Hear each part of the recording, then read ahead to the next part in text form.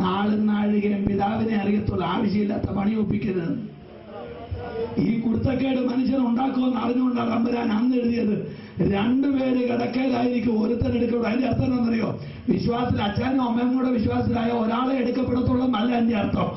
ഉറങ്ങിയാലും എഴുന്നേൽപ്പിച്ച് കർത്താവ് കൊണ്ടുപോകുന്ന അതിന്റെ അർത്ഥം. രണ്ട്, രക്ഷിക്കപ്പെടാത്തവന്റെ കൂടെ താമസിച്ചാലും രക്ഷിക്കപ്പെടുന്നവനെ അതിന്റെ എടുത്തോണ്ട് പോകുമെന്ന് അതിന്റെ അർത്ഥം. മർമ്മം എന്നാന്നറിയാമോ? യേശു വരുമെന്നോർത്ത് ആരും ഉറക്കളച്ചിരിക്കണ്ട, നീ ഉറങ്ങിക്കോ, നിന്നെ എടുത്തോണ്ട് പൊക്കോളാം. ഞാൻ ചോദിക്കട്ടെ പാസ്റ്ററെ ഗതാനദാസനെ, ഇവിടെ പാട്ട് പാടാൻ വെളുപ്പിന് 3 മണിക്ക് വീട്ടിൽ നിന്ന് പോരണം. ആ കൊച്ചുള്ളത് കൂർക്കം വലിച്ച് കിടന്ന് ഉറങ്ങുക. സ്തോത്രം. നിങ്ങളിവിടെ ഉണ്ടോ? ഭാര്യയോട് പറയാ, ഉറങ്ങിക്കോട്ടടി, നമുക്ക് വിട്ടേക്കാം. ചെയ്യുവോ? ഇല്ല. അമ്മാമ്മയെ ഓടിച്ചെന്നിട്ട് പറയും, പിടിച്ചോ വെച്ചാ. രണ്ടുപേരോടെ പിടിച്ച് പോതപ്പം ബെഡ്ഷീറ്റും കൂടെ കൂട്ടിക്കെട്ടി എടുത്ത് വണ്ടിക്കകത്തിടും. അതാ അപ്പൻ. ഇതാ കർത്താവ് പറഞ്ഞത്, എന്റെ കൊച്ചു ഉറങ്ങിയാലും ഞാൻ എടുത്തോണ്ട് പോകും. നല്ലൊരു ആമേൻ പറയാൻ വരെ. കർത്താവ് വരുന്ന ആരും കണ്ണാത്ത് വെളിച്ചെണ്ണ വെച്ച് ഉറക്കളച്ചൊന്നും ഇരിക്കണ്ട. ആമേ, നീ ഉറങ്ങിക്കോ, ഞാൻ എടുത്തോണ്ട് പൊക്കോളാം, ഞാൻ എടുത്തോണ്ട് പൊക്കോളാം. ഇനി അടുത്ത അർത്ഥം, രണ്ടുപേര് തിരികല്ലി പൊടിച്ചോണ്ടിരിക്കും. അതിന്റെ അർത്ഥം എന്നാ? വെളുപ്പാങ്കാലത്ത് ചിലപ്പോ ഞാൻ വരും. ഞാൻ വരുമെന്ന് ഓർത്ത് ആരും ഭക്ഷണം കഴിക്കാതിരിക്കട്ടെ, ഇഷ്ടംപോലെ പൊടിച്ചടിച്ചോ, കൊളസ്ട്രോൾ കൂടാതെ നോക്കിയാൽ മതി. വെച്ച് വിളക്കിക്കോ. ആമേ, ഞാൻ എടുത്തോളാം, ഞാൻ കൊണ്ടുപോക്കോളാം. തിരികല്ലെ പൊടിച്ചോ, ദോശ ചുട്ടു തിന്നോ. നിങ്ങൾ എന്നെ ശ്രദ്ധിക്കുന്നുണ്ടോ? ബ്രോയിലർ കോഴി മേടിച്ച് പുഴുകി തിന്നോ. ലിമിറ്റിന്റെ അപ്പുറത്തോട്ട് പോകാതിരിക്കാൻ നോക്കിക്കോണം. ആമേ, ഭക്ഷണം കഴിച്ചതുകൊണ്ട് ഞാൻ നിന്നെ എടുക്കാതിരിക്കാനോ, കൊണ്ടുപോക്കോളാം. അടുത്തത്, രണ്ടുപേര് ഉഴുതുകൊണ്ടിരിക്കും. അതിന്റെ അർത്ഥം എന്താണെന്നറിയോ? യേശു വരുമെന്ന് പറഞ്ഞ് ആരും ജോലിക്ക് പോകാതെ വിലക്കാതിരിക്കണ്ട, മര്യാദയ്ക്ക് പണിക്ക് പോകണം. എടി, ഇന്ന് ഞാൻ പണിക്ക് പോകുന്നില്ല, ഇന്ന് യേശു വരുമെന്നാണ് എനിക്ക് തോന്നുന്നത്. അച്ഛാ വേഗം വിട്ടോ, ആ കള്ളത്തിലൊക്കെ എനിക്ക് മനസ്സിലാവും, വിട്ടോ. യേശു വരുമെന്ന് പറഞ്ഞ് ഒരുത്തനും എന്ത് ചെയ്യണ്ട, പണിക്ക് പോകാതെ വീട്ടിൽ ഇരിക്കണ്ട. നീ പണിയെടുക്കുന്ന വയലിൽ വന്ന് നിന്നെ കഴുകി ഒക്കത്ത് വെച്ചുകൊണ്ട് പോക്കോളൂ. നിങ്ങൾ ആമേൻ പറയുന്നല്ലോ. അത്ര തീവ്രമാ പൗലൂസിന്റെ പ്രസംഗമൊക്കെ, എത്ര തീവ്രമാ പൗലൂസിന്റെ ആശയമൊക്കെ എടുത്തങ്ങോട്ട് ഇട്ടപ്പോ അന്നത്തെ ദൈവമക്കൾ മുഴുവൻ വിറ്റ് അവൻ കൊണ്ടങ്ങോട്ട് വെച്ച് കഴിഞ്ഞു. കുറെ നാൾ കഴിഞ്ഞിട്ടും ഉദ്ദേശിച്ച സമയത്ത്, ഇന്ന് ഞാൻ ഈ പ്രസംഗിക്കുന്ന ഈ സമയത്ത് തന്നെ ഞാൻ യേശു എന്ന് പറയുന്ന 18 പേരുണ്ട് ഇന്ന് ഭൂമിയിൽ. അവരുടെ മുഴുവൻ പേരുടെ ലിസ്റ്റും വീഡിയോയും എന്റെ കയ്യിലുണ്ട്. ചുമ്മാ ഫോട്ടോ കെട്ടിട്ട് ഓരോന്നും പറയാം ഞാൻ യേശുവാണ്, അതിന്റെ പുറകെ കുറെ അവന്മാര്. ഞാനൊരു കൊച്ചു സംഭവം നിങ്ങളോട് പറയാം. പത്രത്തിനകത്തൊരു കുറച്ചാൾ മുമ്പ്, ഏഷ്യാനെറ്റ് ടിവിക്കകത്ത് കുറച്ചാൾ മുമ്പ് ഒരു സംവാദം നടന്നു. ഈശ്വരവാദികളും നിരീശ്വരവാദികളും തമ്മിലൊരു സംവാദം. കുറെ പേര് ഈശ്വരൻ ഉണ്ടെന്നും നിങ്ങളൊന്ന് കൂടെ വന്നേ പ്രിയരെ, കുറെ പേര് ഈശ്വരൻ ഇല്ലെന്നും. എനിക്കതിനകത്ത് വാദം ഇഷ്ടപ്പെട്ടത്, ഈശ്വരൻ ഇല്ലെന്ന് വാദിച്ച തിരുവനന്തപുരത്തെ ഒരു ഡോക്ടറുണ്ട്, നമ്മുടെ മാനസിക രോഗാശുപത്രിയിലൊരു ഡോക്ടർ, അടിപൊളി. അവിടെ ഒരു സ്ഥലത്തിന്റെ പേര് പറയല്ലോ, മെന്റൽ ഹോസ്പിറ്റലിൽ ട്രിവാൻഡ്രത്തെ കുതിരവട്ടം, അത് ഹല്ലേലൂയ. സ്തോത്രം. ആ ഡോക്ടർ അന്നവിടെ പുള്ളി നിരീശ്വരവാദിയാ. പുള്ളി പറഞ്ഞു, അദ്ദേഹം പറഞ്ഞതാ, ഏഷ്യാനെറ്റ് ടിവിയുടെ റീടെലികാസ്റ്റ് ഉണ്ടെന്ന് എനിക്ക് ഇനി കാണാൻ പറ്റും. അദ്ദേഹം പറഞ്ഞ പത്രത്തിനകത്തൊരു വാർത്ത കണ്ടു, ചാലക്കുടിയിൽ ഒരു സിദ്ധൻ എഴുന്നേറ്റെന്ന് പറഞ്ഞു. അപ്പൊ ഇത് സത്യമാണെന്ന് അറിയാൻ വേണ്ടി പുള്ളി തിരുവനന്തപുരത്ത് നിന്ന് കാറെടുത്ത് ചാലക്കുടി ചെന്നപ്പോൾ അവർ പറഞ്ഞു ടിക്കറ്റ് എടുത്തേച്ച് വെളുപ്പിനെ ക്യൂ നിൽക്കണോ.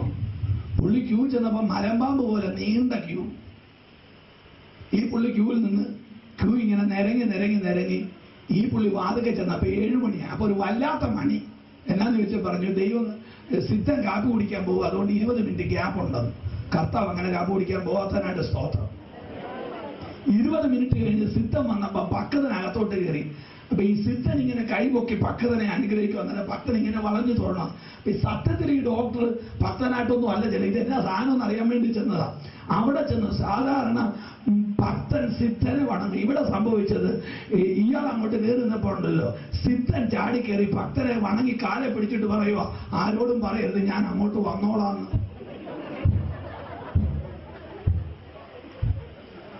അർത്ഥം എന്താണെന്നറിയോ? 6 മാസം മുമ്പ് ഈ പുള്ളിയുടെ ചികിത്സയിൽ ഇരുന്നവനാ.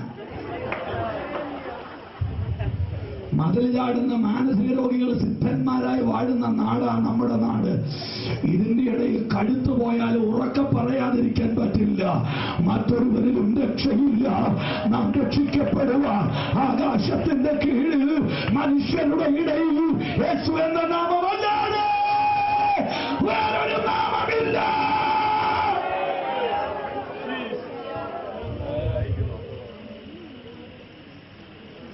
പൗലോസ് പ്രസംഗിച്ചു. ആളുകളെല്ലാം എല്ലാം വിറ്റ് സഭയ്ക്ക് കൊടുത്തു. സമയമായിട്ട് യേശു വരാതെയായപ്പോ പിള്ളേരുടെ കല്യാണത്തിന് പൈസ ഇല്ലാതെയായി. നിങ്ങൾ എന്നെ കേൾക്കുന്നുണ്ടോ? വീട് വെക്കാൻ കാശില്ലാതെയായി. 1-ാം നൂറ്റാണ്ടിലെ എബ്രായ ക്രിസ്ത്യാനികൾ പാപ്പരത്വത്തിന്റെ അടിപ്പലക തപ്പാൻ തുടങ്ങിയപ്പോ ആളുകളെല്ലാം കൂടെ വട്ടം കൂടി ഒരു തീരുമാനമെടുത്തു, തിരിച്ചു പോകാം, ഇനി പ്രാർത്ഥനയ്ക്ക് പോകണ്ട, ഇനി ഞങ്ങളില്ല, ഞങ്ങൾ ദരിദ്രരായി. തിരിച്ചു പോകാൻ അവസ്ഥരായി കാല് പുറകോട്ടെടുത്തവരെ പോകരുത് എന്ന് പറയാൻ എഴുതിയ ലേഖനമായ എബ്രായ ലേഖനം. പോകരുത്, നിങ്ങൾ ആരെ തപ്പിയാ പോകുന്നത്? പൗലോസ് പറഞ്ഞു, നിങ്ങൾ എത്തി നിൽക്കുന്നത് പുതിയ നിയമത്തിന്റെ മധ്യസ്ഥനായ യേശുവിനും ആബേലിന്റെ രക്തത്തേക്കാൾ ഗുണകരമായി സംസാരിക്കുന്ന പുണ്യാക രക്തത്തിന്റെ അടുക്കലാണ്. ഇവിടെ നിന്ന് പുറമോട്ട് പോകരുത്. എന്തിനാ പോകുന്നേ? നിങ്ങൾ നിങ്ങളുടെ കൂടെ ഉണ്ടോ പ്ലീസ്? ഇവര് പറഞ്ഞു, ഞങ്ങൾക്ക് പുരോഹിതരുണ്ട്. ഹലോ, ഉള്ളങ്കി നീളങ്കി മാതൃപഴം മണി അരക്കെട്ട് നടുക്കെട്ട് നീലനൂല് ധൂമ്രനൂല് പിരിച്ചറഞ്ഞ നൂല് വെള്ളനൂല് നെയ്ത്തുകാരന്റെ കൈപ്പണിയാൽ നെയ്തുണ്ടാക്കിയ അങ്ങനെ 1 കോടി രൂപ വിലയുള്ള വസ്ത്രം ധരിച്ച് അകലഞ്ഞ പൗരോഹിത്യമുണ്ട്. ഞങ്ങൾ പോവാം. പൗലോസ് പറഞ്ഞു, പോകരുത്.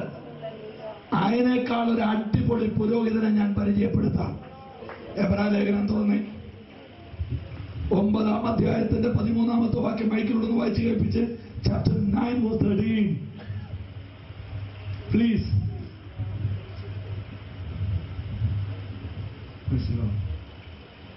ആട്ടുകൊറ്റന്മാരുടെയും കാളകളുടെയും രക്തവും മലിനപ്പെട്ടവരുടെ മേൽ തളിക്കുന്ന വശുഭസ്മവും ജഡീക ശുദ്ധി വരുത്തുന്നുവെങ്കിൽ നിത്യാത്മാവിനാൽ ദൈവത്തിന് തന്നെത്താൻ നിഷ്കളങ്കനായി അർപ്പിച്ച ക്രിസ്തുവിന്റെ രക്തം ജീവനുള്ള ദൈവത്തെ ആരാധിപ്പാൻ. 7:26 വായിക്കാമോ? ഞാൻ ആ ഭാഗം പറഞ്ഞ് മുൻപോട്ട് പോകാം പ്ലീസ്. ഇങ്ങനെയുള്ള മഹാപുരോഹിതനല്ലോ നമുക്ക് വേണ്ടത്. എന്താ പ്രിയരേ, ന്യായപ്രമാണമേ, നിങ്ങൾക്ക് 4000 വർഷമായി പരിചയമുള്ള അഹരോന്യ പൗരോഹിത്യം പലതുമുണ്ട്. എന്നാൽ നിങ്ങൾക്ക് വേണ്ടത് വേറൊരു പുരോഹിതനെയാ. അതാരെന്ന് ഞാൻ പറയാം. അയച്ചേ, ഇങ്ങനെയുള്ള മഹാപുരോഹിതനെയല്ലോ നമുക്ക് വേണ്ടത്. നമുക്ക് വേണ്ടത് പവിത്രൻ. ആ പഴയതിനെ അല്ല, പുതിയത്. ആരാവ്? പവിത്രൻ, നിർദോഷൻ, നിർദോഷൻ, നിർമ്മലൻ, നിർമ്മലൻ, ഭാവികളോട് വേർവിട്ടവൻ, ഭാവികളോട് വേർവിട്ടവൻ, സ്വർഗത്തേക്കാൾ ഉന്നതനായി തീർന്നവൻ. ആ മഹാപുരോഹിതന്മാരെ പോലെ ആദ്യം സ്വന്തം പാപങ്ങൾക്കായി. ഇവിടെ എന്നെ ഒന്ന് ശ്രദ്ധിക്കണം പ്ലീസ്, എന്നെ ഒന്ന് ശ്രദ്ധിക്കണം പ്ലീസ്. കാൽ പിടിച്ച് പറഞ്ഞാലും പറയാം, നിങ്ങൾ അഹരോന്റെ പൗരോഹിത്യത്തിന്റെ പുറകെ പോകരുത്. ഞാൻ പുരോഹിതനെ പരിചയപ്പെടുത്താം.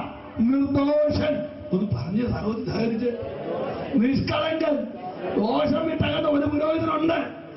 എന്നിട്ട് അവിടെ പറയുന്ന ഒരു വാക്ക്, അഹരോന്യ പുരോഹിതന്മാർ ആദ്യം തങ്ങൾക്ക് വേണ്ടി, പിന്നെ ജനത്തിന് വേണ്ടി. ശരിയല്ലേ പാസ്റ്ററെ? ശരിയല്ലേ പാസ്റ്റർ? അയ്യോ അച്ഛാ, ശരി, ഒന്ന് വായിക്കാമോ? ആദ്യം സ്വന്തം പാപങ്ങൾക്കായും. കണ്ടോ? ന്യായപ്രമാണം ഒരുക്കി നിർത്തിയ സകല പുരോഹിതനും ആദ്യം തനിക്ക് വേണ്ടി യാഗം കഴിച്ചിട്ട് ജനത്തിന്റെ വിഷയത്തിൽ തൊടാൻ പറ്റുള്ളൂ. പണ്ട് മൊട്ടായി തിന്നുന്നൊരു കൊച്ചിന്റെ മൊട്ടായി തീറ്റി നിർത്താൻ വേണ്ടി കൊച്ചിനെ ഒന്ന് വഴക്ക് പറയിപ്പിക്കാൻ ഒരമ്മ 3-4 വണ്ടിയെ കയറി കൊച്ചിനെയും കൊണ്ട് മഹാത്മാഗാന്ധിയുടെ അടുക്ക ചെന്നു. പുസ്തകത്തിൽ എഴുതിയിരിക്കുന്നു. മഹാത്മാഗാന്ധി ചോദിച്ചു, എന്താ വിഷയം എന്ന് പറഞ്ഞു. കൊച്ചു ഭയങ്കര മുട്ടായി തീറ്റിയാ. ആണോ? ആ, ഒരാഴ്ച കഴിഞ്ഞിട്ട് വാ, അന്നേരം ഞാൻ വഴക്ക് പറയാം. അല്ല, ഇപ്പൊ ഒന്ന് വഴക്ക് പറഞ്ഞു ഇല്ല, പറ്റിയല്ല, ഒരാഴ്ച കഴിഞ്ഞ് വന്നാൽ മതി. ഒരാഴ്ച കഴിഞ്ഞ് പിന്നെ ആ അമ്മ 4 വണ്ടി കയറി വന്നപ്പോ ഈ ദേവം പറയുക, ഇനി മേലാൽ മുട്ടായി തിന്നരുത് കേട്ടോ. എന്നാലും അമ്മച്ചി പറഞ്ഞു, ഇത് കഴിഞ്ഞ പ്രാവശ്യം പറഞ്ഞു വിട്ടിരുന്നെങ്കിൽ ഞാൻ ഇത്രയും വണ്ടി കയറണോ? അല്ല, മഹാത്മാഗാന്ധി പറഞ്ഞു, എന്റെ മുട്ടായി തീറ്റി ഒന്ന് നിർത്തിയേച്ച് പറയാന്നോർത്താ ഒരാഴ്ച ചോദിച്ചത്.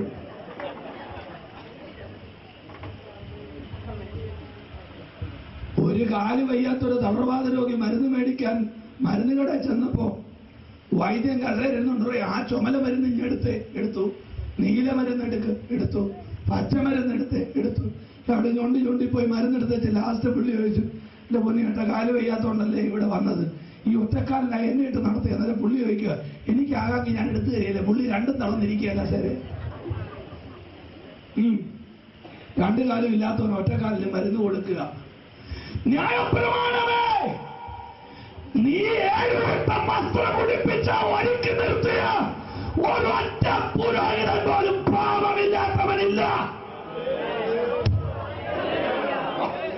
വെട്ടിമുട്ടുന്നൊരു സ്വത്രം പറഞ്ഞു. ആദ്യം അവനവന് മരുന്ന് കഴിച്ചിട്ട് വേണം. എന്നാൽ പൗലോസ് പറയുന്നു, നീ ആ മേഖലയിലോട്ട് തിരിച്ചു പോകേണ്ട.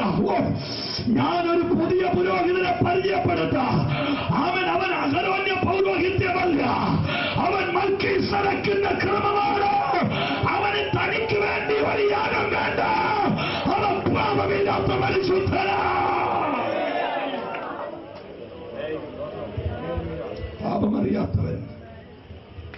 പാപമറിയാത്തവൻ. എനിക്കതിന്റെ വാലിൽ പിടിച്ച ഒത്തിരി പറയാനുണ്ട്, ഞാൻ വിടുക. ആ ഭാഗമല്ല, ഞാൻ നേരെ വായിച്ച ഒരു വാക്യത്തിൽ നിന്ന് അത്യാവശ്യം 1-2 കാര്യങ്ങൾ പറഞ്ഞിട്ട് എനിക്ക് പ്രാർത്ഥിച്ചേ പറ്റത്തുള്ളൂ. ഇവിടുത്തെ ഏത് പുരോഹിതനും സ്വന്തം വിഷയം പരിഹരിക്കാതെ, നിങ്ങൾ എന്നോട് കൂടെ ഇല്ലേ, അടുത്തവനെ തൊടാൻ പറ്റുകയില്ല.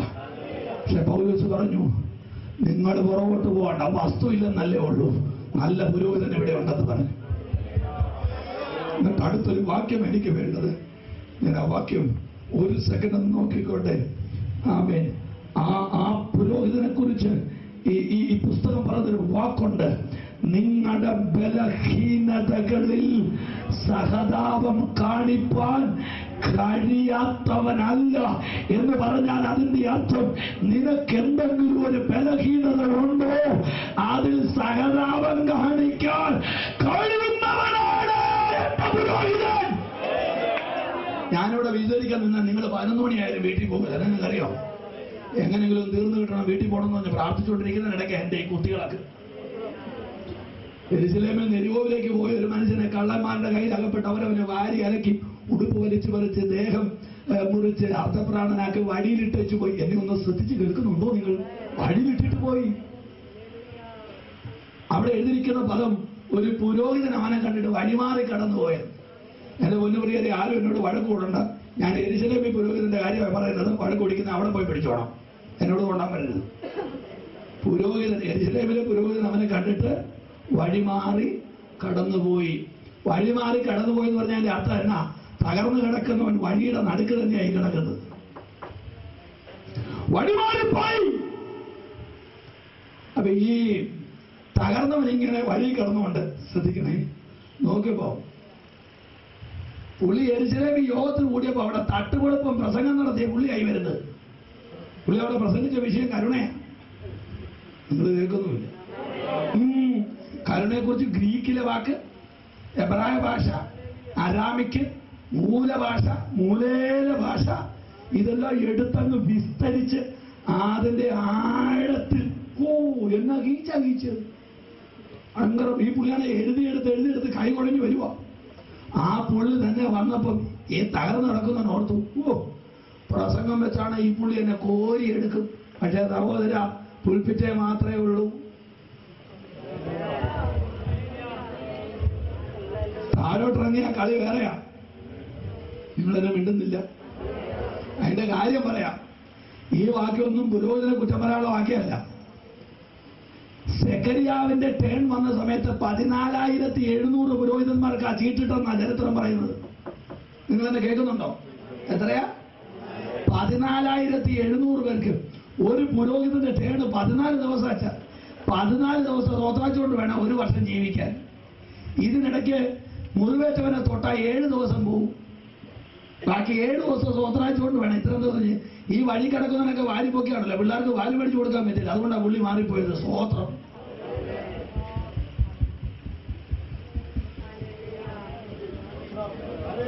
നിങ്ങളെല്ലാവരും ഇവിടെ ഉണ്ടോ?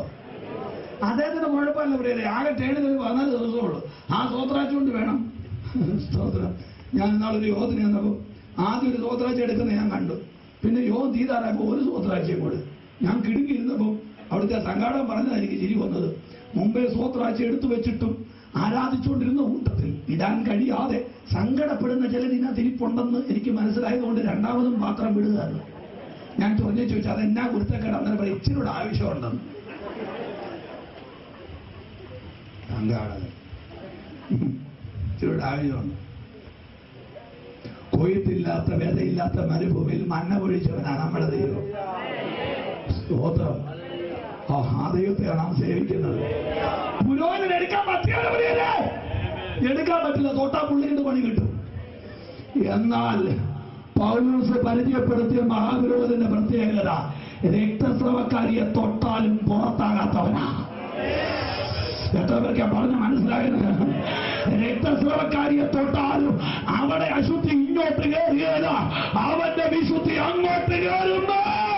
ഒരു മഹാപുരോഹിതൻ ഉരുവാക്കത്തിൽ വന്നേ. ഞാൻ പ്രാർത്ഥിക്കാൻ പോവാ. എന്തിനാ സമയം കൂടിയാണ്, അതേ പ്രശ്നമാണല്ലോ. പൗലോസ് പറഞ്ഞു, നിങ്ങൾ എവിടെയാച്ചാ വന്നിരിക്കുന്നത്? ILPC, church of God, New India, Sharon, evening light, morning star, Gennesaret എന്നൊക്കെ പേരാ കേൾക്കേണ്ടത്. മനുഷ്യനുണ്ടാക്കിയ പ്രസ്ഥാനങ്ങളുടെ മേൽക്കൂരയ്ക്ക് താഴെയോ മനുഷ്യൻ വിരിച്ചിട്ട വിരിപ്പുകളുടെ മേലിലോ അല്ല. നീ വന്നിരിക്കുന്നത് ഒരു രക്തത്തിന്റെ അടുക്കലേക്കാണ്. എന്നോട് കൂടെ വരുന്നില്ലല്ലോ. ആദാം കുലം മുതൽ മനുഷ്യന്റെ സ്ഥിരാധമനികളിൽ പാപത്തിന്റെ കയ്പ് കലക്കി കുടുംബങ്ങളെ മുച്ചോടും മുടിച്ച പിശാചിന്റെ കണ്ണിന് അന്ധത പിടിപ്പിച്ചുകൊണ്ട് മറിയയുടെ ഉദരത്തിലൂടെ വന്ന ഒരുവനുണ്ട്. അവന്റെ സിരകളുടെ അകത്തുകൂടെ ഒഴുകുന്ന രക്തത്തിൽ അവനിൽ പാപമില്ല. 4000 വർഷത്തിനോടിടയ്ക്ക് പാപമില്ലാത്തൊരു രക്തത്തെ ഭൂമി ആദ്യം കാണുകയാ. പൗലോസ് പറഞ്ഞു, നീ വന്നിരിക്കുന്നത് അബദ്ധത്തിലല്ല, ഒരു പരിശുദ്ധ രക്തത്തിന്റെ ചോട്ടിലാ. എത്ര പേര് ആമേൻ പറയും? ആമേൻ പറഞ്ഞാട്ടെ. 15 or 20 മിനിറ്റ് കഴിയുമ്പോൾ കട്ട പിടിച്ചു 2 മണിക്കൂർ കഴിയുമ്പോൾ മരിച്ചു പോകുന്നതാണ് മനുഷ്യന്റെ രക്തം. കേട്ടിട്ടില്ലേ? രക്തം വാർന്നൊഴുകി മരിച്ചത്. എന്നാൽ 2000 വർഷം കഴിഞ്ഞിട്ടും കട്ട പിടിക്കാതെ ഇന്ന് രാത്രിയിലും ഒഴുകുന്ന ഒരു രക്തമുണ്ട്. അത് യേശുവിന്റെ രക്തമാ. എനിക്കറിയില്ല, ഈ കൺവെൻഷന്റെ 1ാമത്തെ രാത്രിയിൽ ആ രക്തം ഇതിനകത്ത് ഒഴുകിക്കൊണ്ടിരിക്കുകയാ. ചിലരുടെ ശാപത്തെ തകർക്കാം, അന്യഭാഷ പറഞ്ഞ് മുൻപോട്ട് വന്ന് ചില രോഗങ്ങളെ സൗഖ്യമാക്കാം, ചില ഭാവികളെ വിടുവിക്കാം, അത് ചില കുടുംബങ്ങളെ രക്ഷിക്കാൻ, ചില മരണങ്ങളെ മാറ്റാൻ.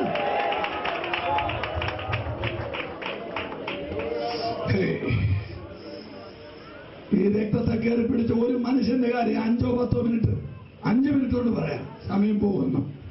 യേശു ക്രൂശുമായിട്ട് പീലാത്തോസിന്റെ കൽത്തളത്തിൽ നിന്ന് പോന്നു എന്ന് കേൾക്കുന്നവർക്കായി സ്തോത്രം. യേശുവിന്റെ സമകാലികനായി ആമേൻ ജോസിഫസ് പറഞ്ഞു, യേശു 11 സ്ഥലത്ത് വീണെന്ന്. പച്ച പൈൻമരം തോളിൽ ചുമത്തി.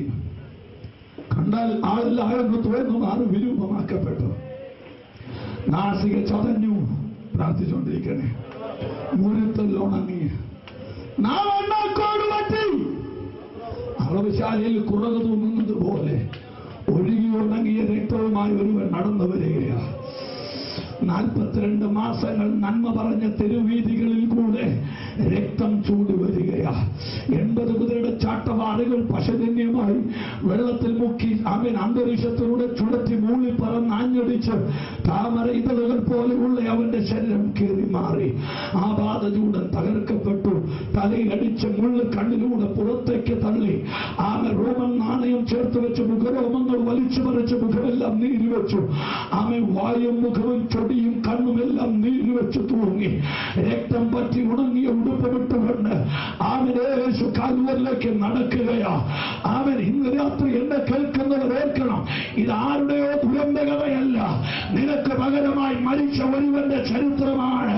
കണ്ടാൽ ആളറിയാത്ത രീതിയിൽ ആ സകലം തകർന്നവനായി എന്റെ ദൈവമേ വിളിച്ചോണ്ട് യേശു കാൽവരിലേക്ക് നടക്കുക. എന്നോടുകൂടെ പ്രാർത്ഥിച്ചു വരണമേ. അന്തരീക്ഷത്തിൽ യേശുവിന്റെ ക്രൂശ് ഇന്ന് രാത്രി ഉയരാൻ പോവുകയാ. ആമേ ആദാം സന്തതി മുതൽ മാനവകുലം ചെയ്തു കൂട്ടിയ പാപത്തിന്റെ വിഴുപ്പ് ഭാണ്ഡം യേശുവിന്റെ മുതുകിലേക്ക് വെച്ചു കൊടുക്കുമ്പോൾ വെച്ചും വിറച്ചു എന്റെ യേശു കാൽവരിലേക്ക് നടക്കുകയാ.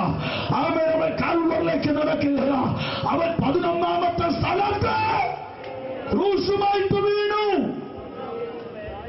എഴുന്നേക്കാതെ തടിയുടെ അടിയിൽ കിടക്കുമ്പോൾ ശാപം ചുമക്കുന്ന കുറേക്കാരൻ വയലിൽ നിന്ന് വരികയാ. ഇന്ന് രാത്രി രക്ഷ എന്ന പദത്തിന്റെ അർത്ഥം കൈപോക്കുക എന്നല്ല. രക്ഷ എന്ന വാക്കിന്റെ അർത്ഥം കൺവെൻഷന്റെ സംഘാടകർ തന്നെ പേപ്പർ പൂരിപ്പിച്ചു കൊടുക്കുക എന്നുള്ളതല്ല. ക്രൂശും നീയും തമ്മിൽ കണ്ടുമുട്ടുന്ന ഇടപാടാ രക്ഷ. കുറേക്കാരനോട് പറഞ്ഞു, പോയി ക്രൂശ് നമുക്ക്. ആമേൻ. അവൻ പറഞ്ഞു, എനിക്ക് നേരെയില്ല, എന്റെ പുസ്തകം എഴുതി എന്നോട് കൂടെ വരണേ. നിർബന്ധത്താൽ അവൻ ഓടിച്ചെന്ന് ക്രൂശെ പിടിച്ചു.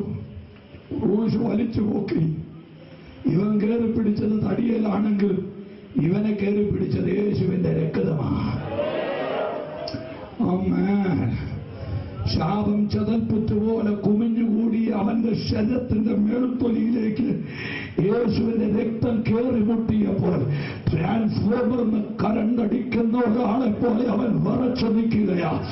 ഇന്ന് രാത്രി ഞാനത് പ്രസംഗിച്ചുകൊണ്ട് നിൽക്കുമ്പോൾ പാരമ്പര്യമായി ചിലരെ അലട്ടുന്ന രോഗങ്ങൾ അവന്റെ രക്തം പറിച്ചെറിയാൻ പോവുകയാ. എത്ര പേര് കരമടിച്ചുകൊണ്ട് ദൈവത്തെ സ്തുതിക്കുന്നുണ്ട്. അവൻ മുക്കോണം മുടിഞ്ഞ് നിന്റെ കുടുംബത്തിന്റെ അകത്തേക്ക് ആ രക്തം ഇന്ന് മേൽ ഇറങ്ങി വരികയാ.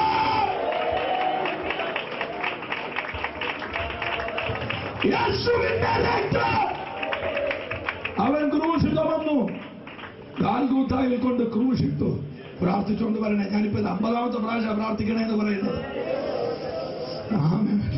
ക്രൂശ് കൊണ്ട് ഗാൽഗൂത്തായിൽ ഇട്ടപ്പോൾ റോമൻ പറയാതെ പറഞ്ഞു, വീട്ടിൽ പോ. ആ പാവം അവിടുന്ന് ഇറങ്ങി ഓടിയപ്പോൾ ആ കണ്ട ഒരു കാഴ്ച, ദേഹം മുഴുവൻ രക്തം പറ്റി നിൽക്കുന്നു. ശരീരം മുഴുവൻ രക്തം. ഈ രക്തം അവന്റെതല്ല, അവന് മുറിഞ്ഞിട്ടുമില്ല. ഇന്ന് രാത്രിയിലും രക്തം മാത്രമേ നിന്റെ ദേഹത്ത് വരൂ, മുറിവ് വേറെ ഒരാളുടെ ദേഹത്താ. ഒന്ന് പ്രാർത്ഥിച്ചോണ്ട് കൂടെ നിൽക്കുക. രക്തം മാത്രമേ നിന്റെ ശരീരത്തുള്ളൂ, മുറിവ് വേറെ ഒരാളുടെ ശരീരത്താ. അതാണ് ക്രിസ്തീയതയുടെ പ്രത്യേകത. അനുയായികളെ മുറിക്കുകയല്ല, അമരക്കാരൻ മുറിവേൽക്കുകയാണ്. നാം അവനിൽ ദൈവത്തിന്റെ നീതിയാകേണ്ടതിന് അവനവനെ പാപമാക്കി.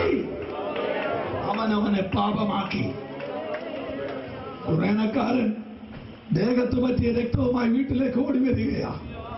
ആ സകലം തകർന്നു. ആമേൻ. സമയമായിട്ടും ഭർത്താവ് വീട്ടിൽ വരാത്തത് കൊണ്ട് 2 കുഞ്ഞുങ്ങളെ കെട്ടിപ്പിടിച്ചുകൊണ്ടിരുന്ന് ഭാര്യ കരയുക. എന്തുകൊണ്ട്? നിങ്ങൾ എന്നെ ശ്രദ്ധിക്കണേ. എന്തുകൊണ്ട് ഭർത്താവ് വരുന്നില്ല? അന്നത്തെ ദിവസത്തിന്റെ പ്രത്യേകത, സൂര്യൻ കറുത്തു, അന്തരീക്ഷം കരയാൻ വെമ്പൽ കൊള്ളുന്നു. ആമേൻ. പക്ഷികൾ ചേക്കേറാൻ പറക്കുന്നു. കടല് വല്ലാതെയായി. കാര്യം അവരുടെ എല്ലാ ഉടമസ്ഥനെ തറയ്ക്കാൻ പോവാ. അവരുടെ എല്ലാ ഉടമസ്ഥനെ തറയ്ക്കാൻ പോകുക. എന്നോട് കൂടെ വരണം. അവരുടെ എല്ലാ ഓണറിനെ തറയ്ക്കാൻ പോകുക. അവൻ കടൽ കരയുന്നു, അവൻ മേഘപാളികൾ കരയുന്നു, പറവകൾ കരയുന്നു, വൃക്ഷസസ്യലതാദികൾ കരയുന്നു. അന്തരീക്ഷം മുഴുവൻ അലമുറയിടുമ്പോൾ, പ്രകൃതി മുഴുവൻ വാവിട്ട് കരയാൻ ഒരുങ്ങുമ്പോൾ, എന്നെ കേൾക്കൂ പ്രിയരെ, രണ്ട് കുഞ്ഞുങ്ങളെ പിടിച്ചുകൊണ്ട് ഒരമ്മ നിലവിളിക്കാൻ തുടങ്ങി. എന്റെ ഭർത്താവിനെ കാണുന്നില്ല. അവൻ നോക്കുമ്പോൾ ശ്രദ്ധിക്കേ, അകലെ നിന്ന് വരുന്നു ഒരു മനുഷ്യൻ. ഇവളോടി ചെല്ലുമ്പോൾ ദേഹമാസകലം രക്തത്തിൽ കുളിച്ചു വരികയെ തന്റെ ഭർത്താവ്. എന്നും വരുമ്പോൾ 2 കിലോ അരി കാണും, അവൻ 1 പാക്കറ്റ് ബ്രെഡ് കാണും, അവൻ ഒരു ശകലം വെളിച്ചെണ്ണ കാണും, ഒരു ശകലം ബീൻസ് കാണും, അവൻ അത്താഴത്തിനുള്ള ശകലം എന്തെങ്കിലും കാണും. അന്ന് ഈ മനുഷ്യന്റെ കയ്യിൽ ഒന്നുമില്ല, പക്ഷേ ദേഹത്ത് രക്തമുണ്ട്. ഭാര്യ ചോദിച്ചു, ആരാ നിങ്ങളെ വെട്ടിയത്? ആരാ നിങ്ങളെ മുറിച്ചത്? നിങ്ങളെ ആരാ ഉപദ്രവിച്ചത്? ആ മനുഷ്യൻ 2 കൈ ഉയർത്തി പറഞ്ഞു, രക്തം മാത്രമാണ് എന്റെ ദേഹത്ത്, മുറിവ് വേറെ ഒരാളുടെ ദേഹത്താണ്. ക്രിസ്തീയത അവിടെ തുടങ്ങുകയാ. വേറെ ഒരുവരോടുള്ള കടപ്പാട്. ആ സ്ത്രീ പറഞ്ഞു, രക്തം കഴുകിക്കള, ഈ ചോരയാട്ട് പെരയ്ക്കകത്ത് കയറരുത്. നിങ്ങളെന്നെ കേൾക്കുന്നുണ്ടോ? അവൻ പറഞ്ഞില്ല, ഞാൻ ഈ ബ്ലഡും കൊണ്ട് പെരയ്ക്കകത്ത് കയറാൻ പോവോ. കാര്യം ഇതെന്റെ ദേഹത്ത് മുട്ടിയപ്പോ തൊട്ട് എന്തോ ഒരു വിടുതൽ എനിക്കുണ്ടാവും. എനിക്ക് ചേട്ടൻ എന്നെ വേണ്ടെന്ന് പറഞ്ഞതാ, പക്ഷേ ഈ ബ്ലഡ് മുട്ടിയപ്പോൾ എനിക്ക് ചേട്ടൻ ഉള്ളതുപോലെ. എന്റെ അമ്മ എന്നെ ശപിച്ചതാ, പക്ഷെ ഈ ബ്ലഡ് മുട്ടിയപ്പോൾ എനിക്ക് അമ്മ ഉള്ളതുപോലെ. എത്ര പേര് ആമേൻ പറയുന്നു? എനിക്ക് ഇന്നലെ വരെ ആരുമില്ലായിരുന്നു, പക്ഷെ ഈ ബ്ലഡ് എന്റെ ദേഹത്ത് മുട്ടിയപ്പോ എനിക്ക് എല്ലാവരും ഉള്ളതുപോലെ. എനിക്കെന്തോ റിലീസ് തോന്നുന്നു. നിങ്ങൾ എത്ര പേര് ആമേൻ പറയുന്നു? ഇന്ന് രാത്രി എല്ലാവരും കൈവിടപ്പെട്ടവരുണ്ടോ? ആ രക്തം ഇന്ന് രാത്രി നിന്റെ മേൽ തളിക്കാൻ പോകയാ. പാപമറിയാത്തൊരു പരമ പരിശുദ്ധന്റെ രക്തം. പറഞ്ഞ് ഞാൻ പ്രാർത്ഥിക്കാൻ പോവാ. കുരനക്കാരൻ പറഞ്ഞു, ഞാൻ ഈ ബ്ലഡും കൊണ്ട് പെരയ്ക്കകത്ത് കയറാൻ പോവുകയോ. എന്നെ കേൾക്കുന്ന എത്ര പേരുണ്ട്? ഞാൻ പയ്യ അങ്ങോട്ട് നടക്കുക, കുഴപ്പമില്ലല്ലോ. കുരനക്കാരൻ പയ്യ നടക്കാൻ തുടങ്ങി. നിങ്ങൾ എന്നെ കേട്ടോണേ, ഇത് കുരനക്കാരന്റെ വീടിന്റെ സ്റ്റെപ്പ് ആണെങ്കിൽ കുരനക്കാരൻ വീടിന്റെ സ്റ്റെപ്പിലോട്ട്, എന്നെ കേൾക്കുന്നവർ മാത്രം രാമയും പറഞ്ഞേ, എന്റെ കാലെ ശ്രദ്ധിച്ചോണം. കുരനക്കാരൻ വീടിന്റെ 1ാമത്തെ സ്റ്റെപ്പിലോട്ട് കാലി വെച്ചപ്പോ അവന്റെ പെരയ്ക്കകത്തിരുന്ന് കുടിയിരിപ്പുകൾ അലറാൻ തുടങ്ങി, ശാപങ്ങൾ അലറാൻ തുടങ്ങും, രോഗങ്ങൾ അലറാൻ തുടങ്ങി. അവൻ പിശാച് പറഞ്ഞു, ശാപം പറഞ്ഞു, ഇനി പെരക്കകത്ത് നമുക്കിരിക്കാൻ പറ്റില്ല. കാര്യം വരുന്നത് ഖുർആനക്കാരനല്ല, വരുന്നത് യേശുവിന്റെ രക്തം. അവന്റെ വീടിനകത്ത് ശാപങ്ങൾ അലറാൻ തുടങ്ങി, രോഗങ്ങൾ അലറാൻ തുടങ്ങി. ഇന്ന് രാത്രി നാം ഒന്നിച്ചു പറയുന്നു, നിന്റെ മേൽ പുരട്ടുന്നത് യേശുവിന്റെ രക്തമാണ്. നീ വന്നിരിക്കുന്ന പ്രസ്ഥാനത്തിന്റെ അകത്തല്ല, ഹാബേലിന്റെ രക്തത്തേക്കാൾ ഗുണകരമായി സംസാരിക്കുന്ന പുണ്യാഹ രക്തം. ഒറ്റ ചോദ്യത്തിന് ഒറ്റ വാക്കിൽ മറുപടി പറഞ്ഞ ഒറ്റ പ്രാർത്ഥന നിർത്താൻ പോവാ. ഹാബേലിന്റെ രക്തത്തെക്കാൾ എന്ത് ഗുണമായി യേശുവിന്റെ രക്തത്തിനുള്ളത്? ഹാബേലിന്റെ രക്തം ഭൂമിയിൽ വീണപ്പോൾ കയീൻ അനാഥനായി, കയീന് ഭയമായി. യേശുവിന്റെ രക്തം വീണപ്പോൾ ഞാൻ സനാതനായി, ഞാൻ മകനായി, പുത്രനായി. കയ്യിന് പേടി കിട്ടി, യേശുവിന്റെ രക്തത്തിൽ എന്റെ പേടി മുഴുവൻ മാറി. ആ രക്തത്തിന്റെ അടുക്കലാണ് ഇന്ന് രാത്രി വന്നിരിക്കുന്നത്. പ്ലീസ് ഒരുമിച്ച് എഴുന്നേറ്റെന്ന് പ്രാർത്ഥിക്കാം. എല്ലാം ആരോടല്ലേ, ഒറ്റ മിനിറ്റ്. എനിക്ക് ഒരു മാജിക്കും അറിയത്തില്ല. കേട്ട വചനം പറഞ്ഞ് നമ്മളൊന്ന് പ്രാർത്ഥിക്കാൻ പോകും. ഒന്ന് ചാടി എഴുന്നിട്ട് എല്ലാ കണ്ണുകളും ഒന്ന് അടച്ചു പിടിച്ചേ, എല്ലാ ഹൃദയങ്ങളും ഒന്ന് ഏകാഗ്രമാക്കി പിടിച്ചേ, എല്ലാ മനസ്സും ഒന്ന് ഏകാഗ്രമാക്കിക്കേ, എല്ലാ ഹൃദയങ്ങളും ഒന്ന് ഏകാഗ്രമാക്കിക്കേ. സഹോദര, നീ എത്ര വലിയ ശാപത്തിനോ ദോഷത്തിനോ അടിമയായിക്കൊള്ളട്ടെ, ഇന്ന് രാത്രി നിന്റെ മേൽ പറ്റിയിരിക്കുന്നത് യേശുവിന്റെ രക്തമാണ്. കുഞ്ഞാടേ വാഴ്ത്തുക, അവൻ ജീവൻ നൽകി വീണ്ടെടുത്തല്ലോ,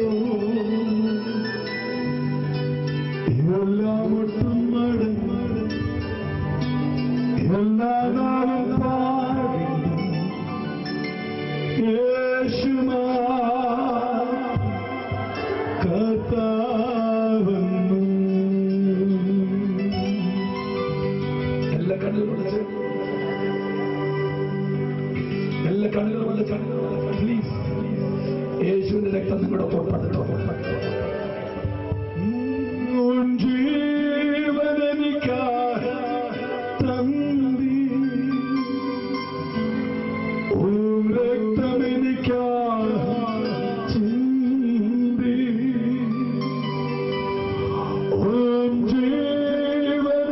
ജീവനെനിക്കായി തന്നി, രക്തമെനിക്കായി ചിന്തി, എൻ ജീവനാൽ മുഴുവനും ഉമക്കായ സത്യം ചെയ്വൻ.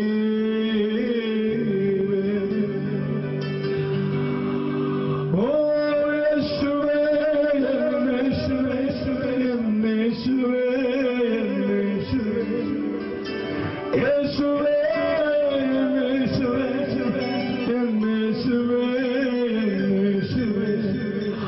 അങ്ങ് സ്വന്തമല്ലയോ, അങ്ങ് ജീവനേക്കാൾ ഒരുമിച്ചൊന്ന് പറഞ്ഞേ, മാത്രം പറഞ്ഞ് യേശുവിന്റെ രക്തമെന്നത് മാത്രം ജനം ഒരുമിച്ച് പറഞ്ഞാട്ടെ. ഇന്ന് രാത്രി യേശുവിന്റെ രക്തം ഒരുമിച്ച് വായി തുറന്നു ഇപ്പോൾ തന്നെ ഈ പന്തലിലൂടെ അവന്റെ രക്തം ഒഴുകി ഉണങ്ങുക